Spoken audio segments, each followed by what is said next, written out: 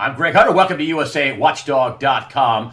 We're going to go off the beaten path today, way off the beaten path. We're going to go down to Antarctica. I know it sounds bizarre, but a lot of people been going to Antarctica. Big, important people. They've been going to Antarctica recently. They have been going to Antarctica ever since, well, the very beginning of President Obama's very first term. And I compiled a list of headlines for you, so we can anchor this in some reality before we get into a reality and introduce our guest. And I just want to start with this headline. Obama sends Biden on special mission to Antarctica. Look at the date, Huffington Post, 1/22/09. Right after he is inaugurated, for the very first time, President Obama sends Vice President Biden to Antarctica. Don't you think that's bizarre? And now we fast forward to John Kerry, the Secretary of State. John Kerry's Antarctic visit highlights continent and climate policies under threat. That's the New York Times, 11/15/16. This was election day. The date is the date of the article, but this was election day. He was asked all kinds of questions about it. It was very squirmy on it, very Weasley. Didn't really want to give a lot. Wanted to just talk about climate change. 11/15/16, Putin to visit Antarctica. This is the Moscow Times, 1/18/17.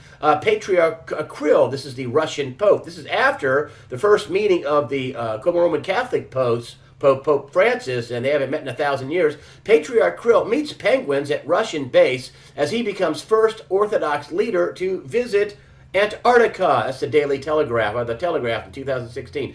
Secret Nazi military base discovered by Russian scientists in the Arctic. This is the UK Independent.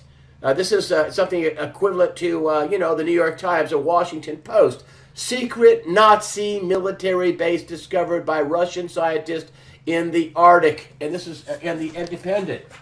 And then let's just go over here. This is the Governor General's historic visit to Antarctica. This is the Governor General of Australia, February 4th, 2013. And last but not least, Buzz Aldrin, who is a Freemason, is medically evacuated from where?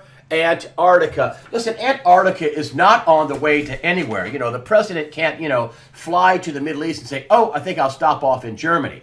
Antarctica is a place you can go to that is the size of, you could probably fit it right into the continental United States and Canada. It's a continent. It's a huge landmass. And you can only get to Antarctica by going through Patagonia or through South America, the tip of South America, the Drake Strait, I believe it's called, or go to New Zealand and go that way. That's the way Kerry went through to Antarctica. So why am I saying all this about Antarctica? Well, folks, to me, as a reporter, a former mainstream media reporter, something is going on. And I looked for somebody who could come on and say, what do you think is going on? And our next guest is a 25-year talk show host. He is the author of 11 books, 2 of which have to do with Antarctica. He's got also a documentary film producer.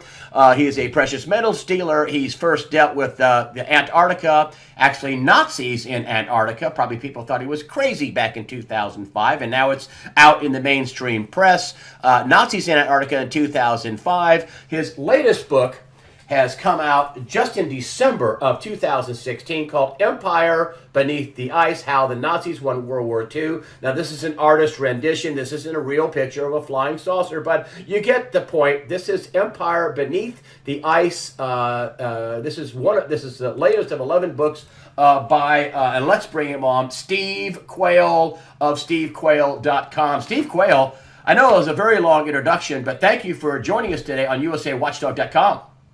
Well, Greg, this is a delight for me to come on and to share with your viewers just why Antarctica is in the news and in the headlines to the degree it is. It was left kind of as just that ice base south of South America. But what most people don't understand, and this is critical, is that in 1947, the United States sent a war flotilla to the Antarctic under Admiral Byrd, and it was called Operation High Jump. And it was to seek out and to destroy the hidden Nazi bases that intelligence agencies had provided them the documentation for. It wasn't a small thing. 13 ships, 4,700 men, and the state-of-the-art, if you will, advances in U.S. weaponry The bad news is we got our rear ends kicked, and in 1947, it was actually February, the thing started in August of 46, ended in 1947, Admiral Byrd came back and reported to Congress what had happened.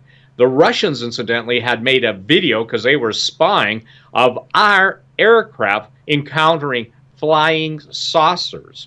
Now, in order to put this into perspective, two of the heads of NASA, which is our National Aeronautic and Space Administration, were former Nazis. Very prominent scientists. Operation, and just how did that happen? And let's just go ahead and tell people a program called Operation Paperclip, where we were in a rush to beat the Russians, to go into Germany and take their scientists and bring them over to America to help with our warfare, Defense Department, and advance our technology. Correct? Absolutely. And when you deal with Hermann Oberth and you deal with Dr. Werner von Braun, and Hermann Oberth's famous statement is, "Think not that we Germans were brighter than any other scientists. We had help from other worlds." And that's interesting because, over the years... That was actually, and just so you know, I just want to kind of bring this in here, because I don't want people... we talked about this in the very pre-interview, that I don't want people to think you're crazy, Steve Quayle. You're not crazy. I would never put you on if I thought you were. And many people are fans of yours and do not think you're crazy. Some people may. But that quote that you gave was a quote that I heard for my own ears on the History Channel. I heard that quote that you just gave. So go ahead. I interrupt you. Go ahead. No, Operation Paperclip, but there were 7 other operations under the same thing. We brought in, for instance, even the Japanese weapons designer, Dr. Ishii, ISHI. So that was the plan of Western intelligence, to bring it in. So let's get back to the Antarctic.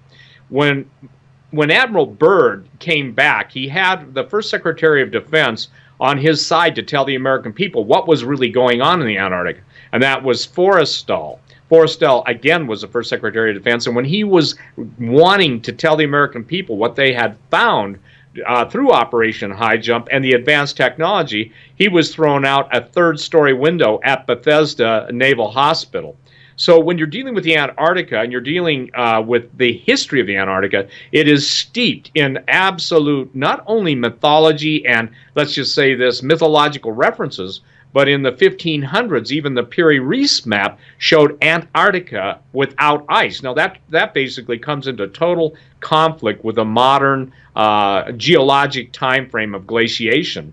So what really is going down there? And here's the billion-dollar question, probably trillion. Why are the world's religious leaders and the world's most powerful leaders going to the Antarctica? I don't think Kirill, the Russian Orthodox Patriarch, is going down there to, just basically meet penguins. And with no disrespect, man, someone or something, and it's both, has summoned the world's leaders, both political and religious, to the Antarctica. And I believe that based on Admiral Byrd's testimony, the testimony of multiple generals, multiple intelligence people. I've been on talk radio, Greg, 25 years, and I couldn't know what I'm sharing with your audience unless someone told me. So I don't know everything, but I certainly know what they've told me in reference to Antarctica. I want to get into, so you think that there are actual beings, actual people there living in their, quote, empire beneath the ice, and you think they are summoning world leaders down there for a face-to-face? Because they certainly don't want to email end up at WikiLeaks. Absolutely. And the interesting thing is that this goes right along. We were talking in the time before we went live, that even Francis Bacon in the 1627 in his New Atlantis was referring to ancient technology that, by the way, he didn't get to finish the book, but ancient technology that was astounding, from genetic engineering to skyscrapers, laser weapons. I mean, this is in 1627. So what we're dealing with is the idea, Greg, that there is an advanced civilization. Now, I want to clear up something. There are those who believe that we were created by aliens. I'm not on that bandwagon. The Anunnaki, I'll make this easy, just the simplest statement. The Anunnaki are the fallen angels. That's who's represented in all the Sumerian presentations, on their stelae, on their drawings and their clay tablets, everything. But the Bible talks about fallen angels. Now, why is that so important? because we're dealing with the time where we're going to see a universal religion, a universal government, and a universal monetary system. And now, after we watch Davos, now everybody wants to take the cash away from America. Obviously, they're doing a trial run in India. But it's as if all of the world's leaders, and especially the most prominent religious leaders, are having to answer to someone who has superior intellect, superior intelligence, but a very, I would say, dark and sinister future for the world. In other words, global control of everything and everyone. So that's who I believe is summoning everyone down there. Now, listen, Antarctica is a continent. You made that point. And by people not recognizing the fact of the size of it, the Nazis found evidence, and so did the British, and so did the Russians, of a, if you will, a land beneath the ice. It was actually a Doug McClure movie that was, I think there were 2 or 3 of them, German U-boats going into these vast tunnels. Now, here's what's interesting. The pyramids have come back into prominence that are in Antarctica. We're now seeing all of the... in other words, there are big, huge pyramids under the ice in Antarctica. Right, and as Antarctica starts to melt, there's 2 reasons that Antarctica is melting. And, they'll claim the ice sheet is deeper here or lesser there, or the big crack. But the point that's important for people to understand is there are so many volcanoes around the continent of Antarctica, both within the ice and surrounding the ice, not to mention that a lot of the electromagnetic warfare, which, by the way, is a real thing. If you're talking about heating the ionosphere up with what are called ionospheric heaters, there's 72 of them around the world. When you're getting all of the backscatter of actual radio waves melting, in essence, they're microwaving the poles, one cannot be surprised that literally the ice is melting. Now, why are these people here? The biggest announcement that's getting set to come, the Vatican is already prepping the way that if there are aliens, can they be baptized? My answer is no, they're not created in the image and likeness of God. My answer to those that say, well, God's a figment of your imagination, the aliens created us, then my simple statement is who created them? And for the record, we're talking about civilizations that even according to the Sumerian Table of Kings go back 225,000 years. So I deal with a lot of, I would say, pre-Adamic stuff, meaning prior to the creation of Adam and Eve, 6,000 years ago, there were civilizations on the earth that also got into genetic manipulation. And interestingly enough, so much of it goes back to Antarctica. So I believe it's almost like, if you will, 2001 Space Odyssey. They're not just finding the obelisks on the moon. They're finding the entities, and in my opinion, they're fallen angels. And let me make something clear. Fallen angels, because they are of a different level of creation, don't die. So we're talking about things that can pass on hidden, esoteric, occult knowledge and have to the adepts, those who basically buy the lie, get to do the, if you will, they're brought up to speed on what are called black physics. Black physics are what exists beyond the PhD level of physics. And we're seeing it in CERN. I think what is so critical for people to understand is as more activity takes place in CERN, the occult rituals associated with it are so in your face that, you can't dismiss this kind of stuff anymore as being, oh, the rantings of this fringe or that fringe. Something is happening, and the Antarctic is critical. It's my contention that because of the advanced technology of the Third Reich, and especially their pharmaceuticals and their finances and everything, and you mentioned Operation Paperclip and their intelligence, that they went under the ice, so to speak, and that they pretty much came into contact with beings, sentient beings, which obviously Hermann Oberth and Werner von Braun and others have made reference to so many times until they passed away. So all this stuff is a matter of record. And when you put all the records together, it points to this. There is some entity or group of entities that are sentient, that means obviously the thinking, that have advanced technology and that basically give orders to the religious and political leaders of our day. I want to just point out one thing real quick. Two things, actually. Watch your mic. You're kind of Okay. tapping your table. But the other thing I want to point, the most important thing I want to point out, and I don't want to stop the recording for that. The other thing I want to point out is that you are a Christian. I mean, I watched this. I'm going to go to my screen right here. I watched this. Is something you sent me. Your Legends series. You know, the Unholy Sea.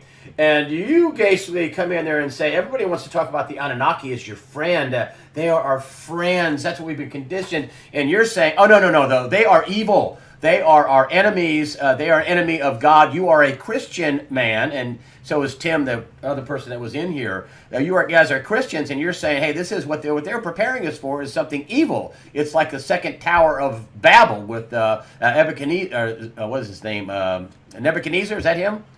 Nimrod. Nimrod. I'm sorry. That's I'm mixing up my Bible. I am not a Bible scholar, although I am a Christian.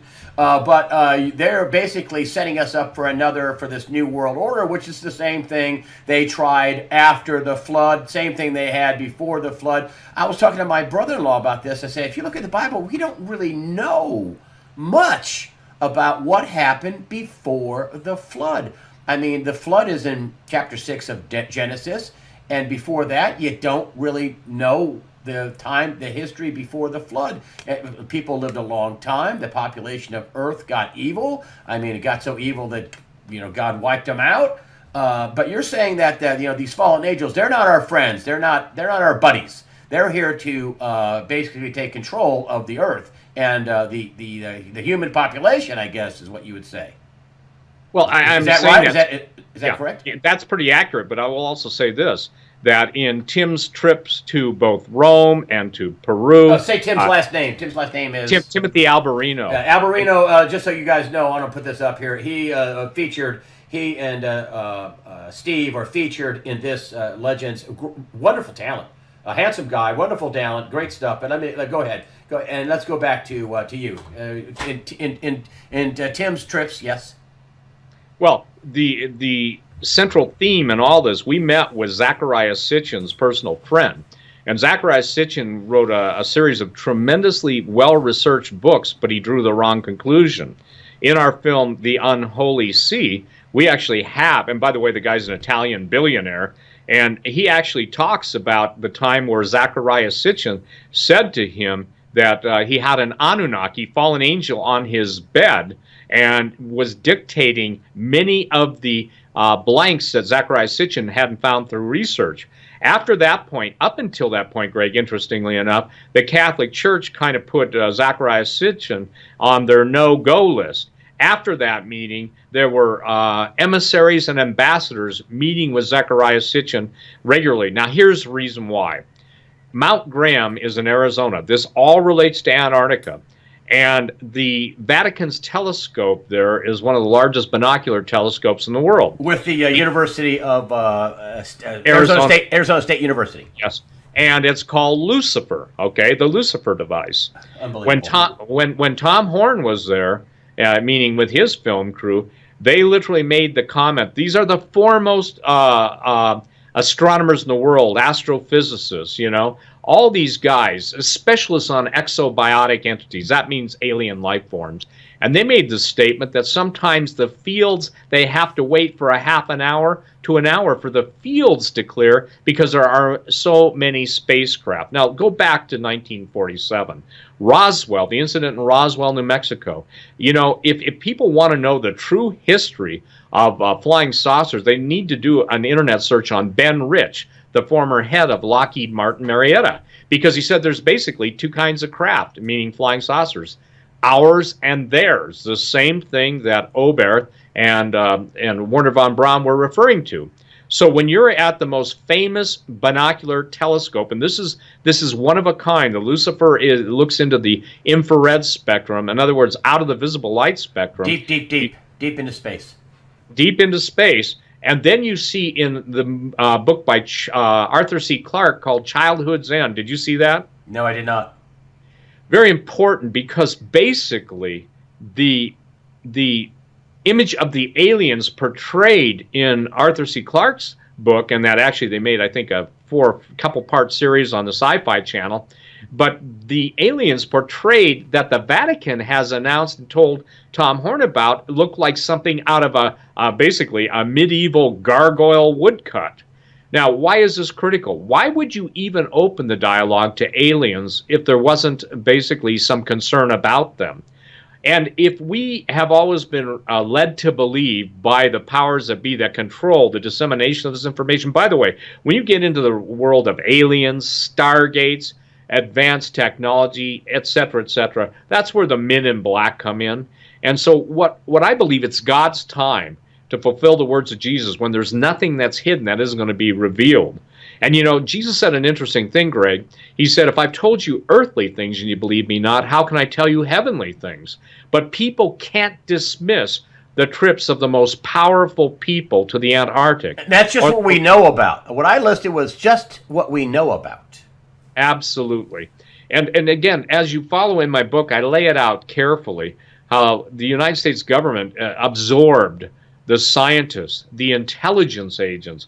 And for the record, the SS wasn't just, I can't pronounce the word, but the SS in the esoteric realm was known as a Schwarzsonne, S-C-H-W-A-R-Z, Sonne, S-O-N-N-E, which means black sun.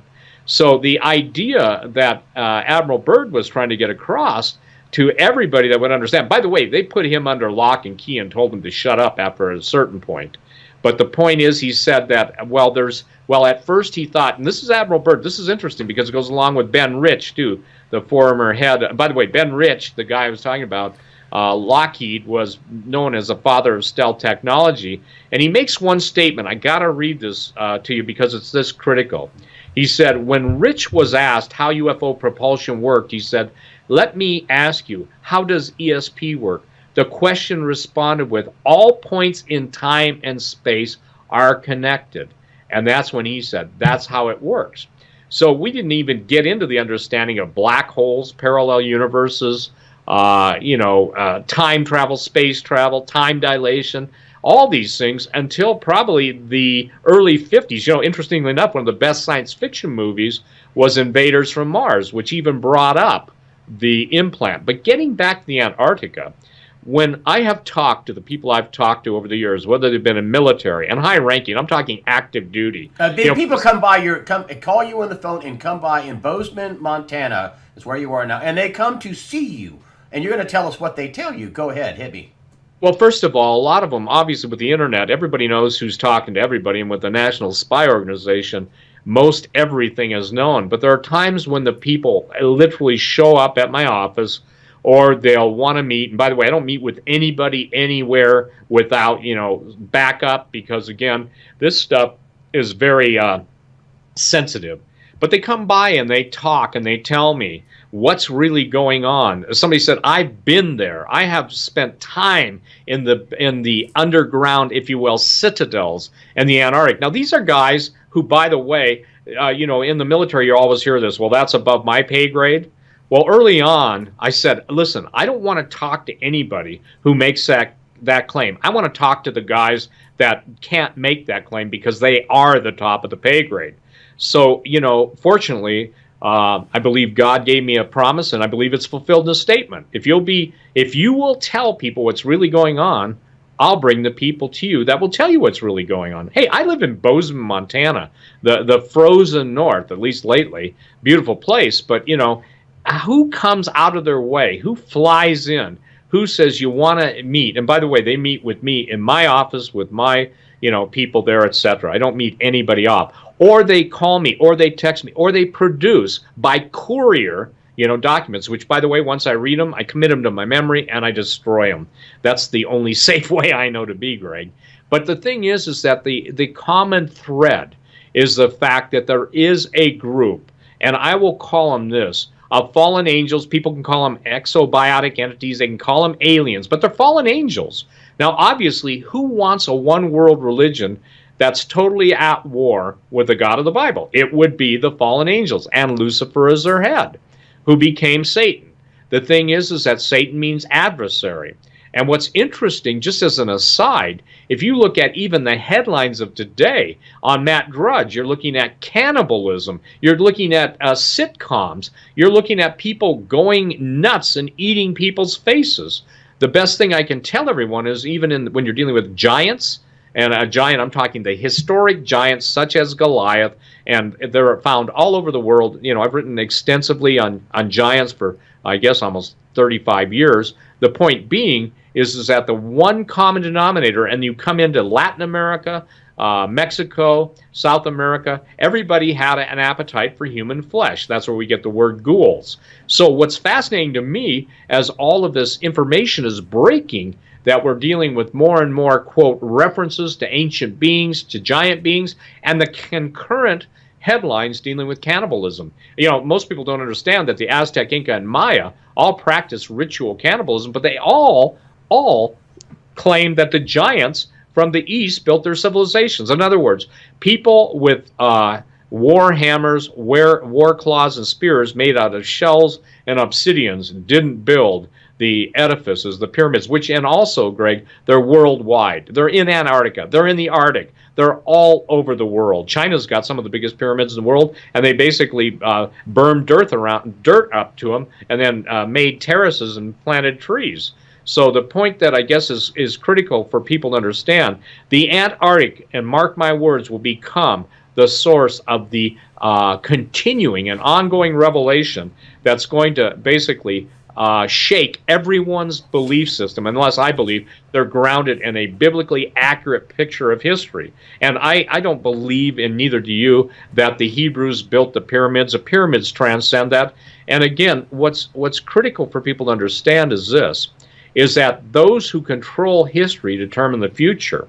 But there comes a time, just like Donald Trump. I said this, by the way, before he even officially announced, and I was asked by George Norrie on Coast to Coast if that was an endorsement. I said, yes. I said, if you look at the people that didn't like Donald Trump, they are the enemies of everything most of us would agree are enemies to freedom. And so when I said that, you know, obviously people thought, Quayle's a Trump chump. Well, you know, look at what, and I'm saying this because it's parallel to what we're talking about. As Donald Trump continues to share what he shares, and the left-hating, what would you call them? Just the entire pile of hatred towards Donald. I'm going to try and check my voice here, or my words. The entire Trump-hating establishment are revealing more and more of how, these are my words, sinisterly evil they truly are, and the contempt they have for the average man. So that's in the political realm. Now look at it in the Antarctic realm.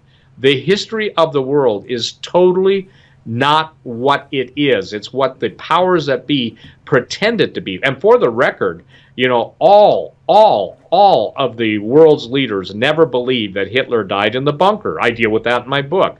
My book takes people from all the way through understanding the occult. This isn't a book report. I'm just saying this.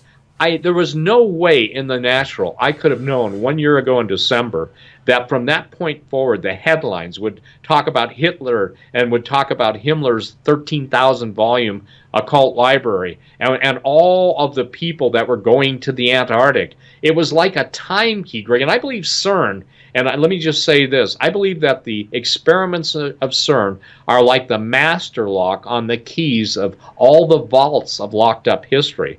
These guys will not be content until they not only open Pandora's box, which they've already done, but they release all the entities in Greek mythology, of which Pandora was a myth from Greek. And so I look for the truth to come out. Genetic engineering now, genetic engineering is something that people have got to understand. I deal with that in my book too. When Dr. Mengele fled to Argentina and Brazil, there's a whole city in Brazil that has, 120 sets of twins. But Mengele did not stop with twinning. He went on to cloning. And now we're seeing all of the information. You got to admit, Greg, you're an old-time a news reporter, not newspaper, but television guy. And what we're talking about today, wouldn't it have seemed like it was crazy 20 years ago? Yeah, but I got to tell you, I mean, if you take a look at some of the things you talked about, the news show Taboo, the allegations is set in the 1814s, but what's the allegation? The main character ate flesh because he doesn't talk about it. One of the scenes just recently bites into somebody and takes a chunk out of them. Also, you know, all the Egyptologists that have done on the History Channel. Maybe this is preparation for the big change that's coming. But there's one Egyptologist or a PhD in ancient geology. He says, listen, there's no way the Sphinx was built at the same time as the pyramid. It's 10 to 15,000 years earlier. And then if you take a look at the laser-cutted stones in Peru, the cities off the coast, 175 feet. This is also video. And also in your video, too, in this True Legends video, off the coast of India, that could date back 9,000 to 30,000 years. There's a whole lot of history that we don't know about. I want to just go back to the Lucifer telescope. What are they looking for? And you said it in your series, but I want to hear it from you. What are they looking for in that telescope? You say they're only looking for one thing. What are they looking for? They're looking for the return of the Anunnaki. They're watching for, if you will, the complete onslaught. And I will say this, they're looking for the alien armada that they believe is coming to Earth. They believe that these are the gods that have created us. And this is going to throw a lot of Catholics into despair. The biblical believing Catholics will see it for what it is, but the rest of the world is not going to see it for what it is. So they're looking, they're monitoring, they're searching, and they believe that by having a heads up, Greg, on the timing of that, they can time their revelations. See, it's all like a tapestry. Everybody's been knitting and I don't know anything about tapestries except I've watched people do them, or whatever they're called. The thing is that every stitch has to be related to another stitch, and pretty soon all the puzzle pieces come together.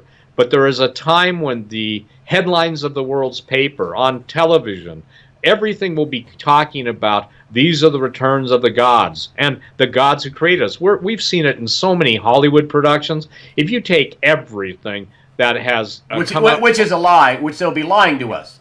That will be a lie.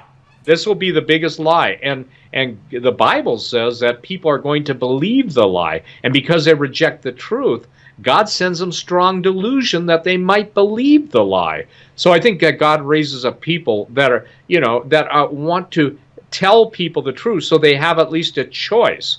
And I believe the choice is becoming more and more apparent.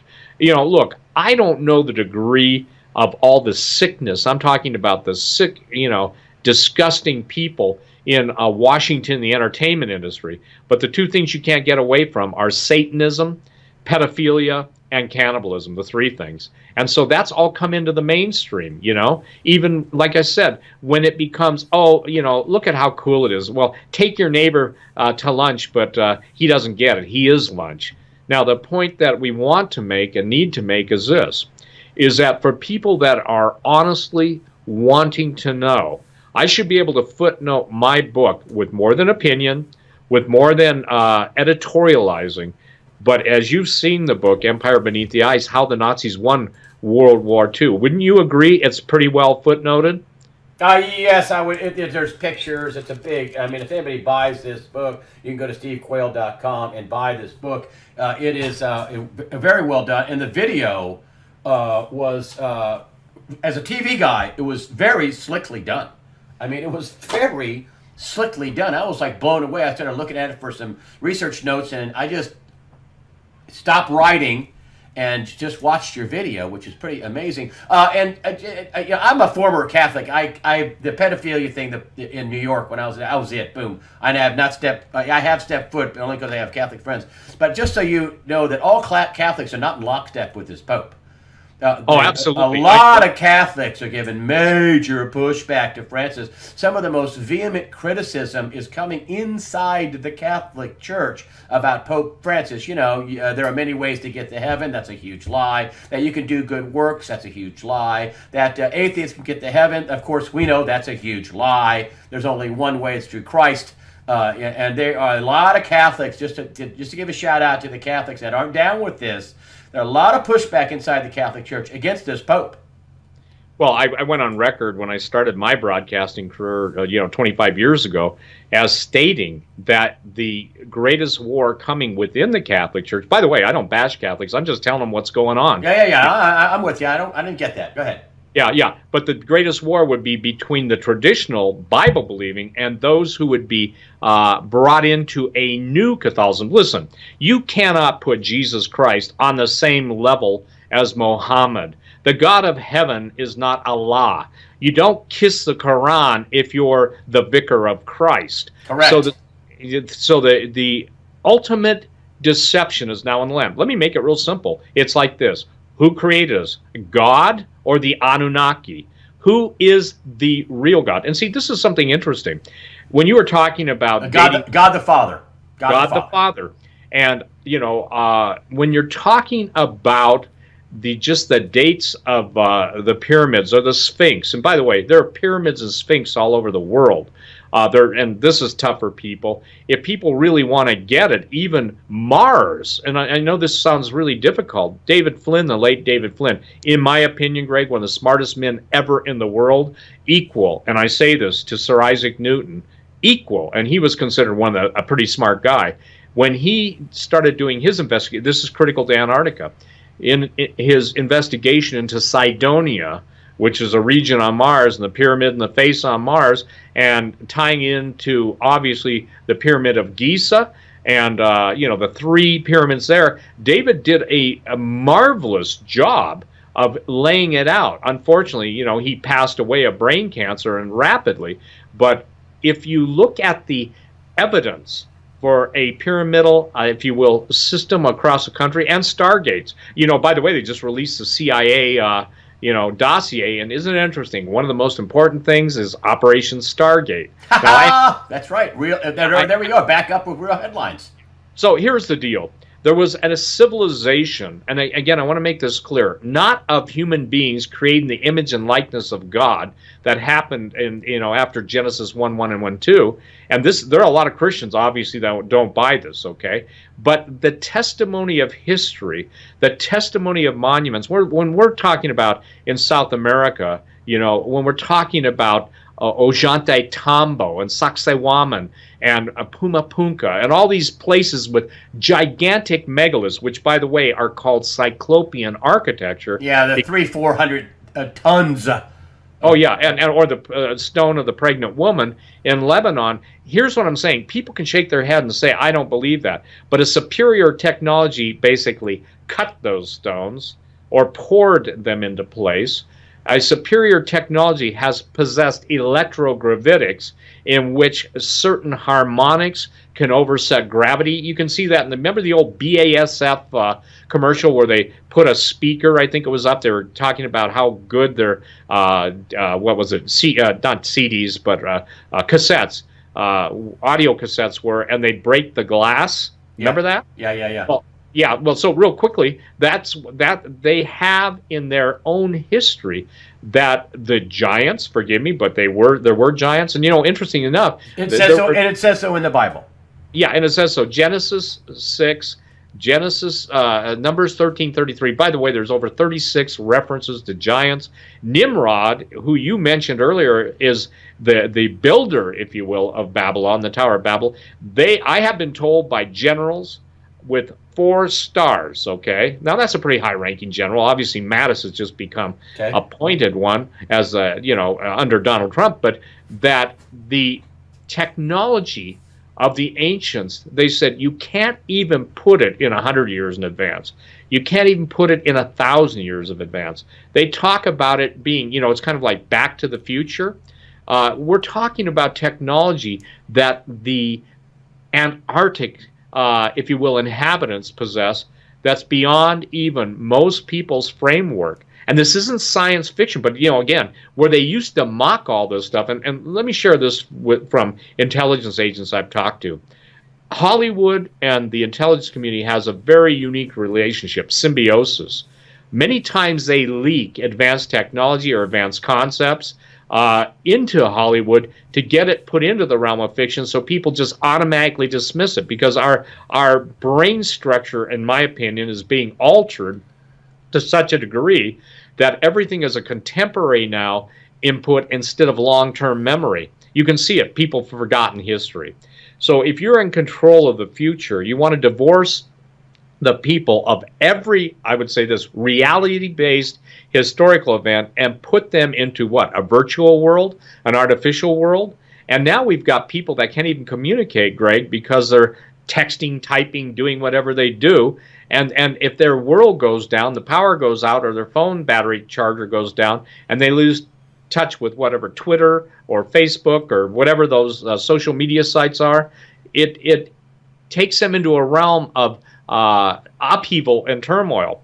So again, what we're seeing is electromagnetic devices that are altering the brain patterns, the thinking, and also the results. So, you know, if you had somebody start out on Twitter, hey, the aliens just landed, and the guy is, do you see him? He's blonde-haired, he's really cute, he's 9 feet tall, kind of like Independence Day, people will rush to that, whatever is the new instantaneous, if you will, point of the day.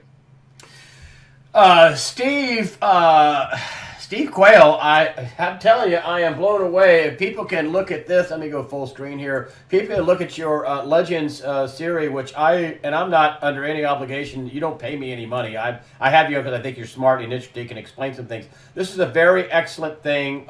Your partner Tim was in there, your business partner. Your book is just released, Empire Beneath the Ice, How the Nazis Won World War II, is out right now. You're going to get all this at, let me come back to you, Steve. You can get all this at stevequayle.com.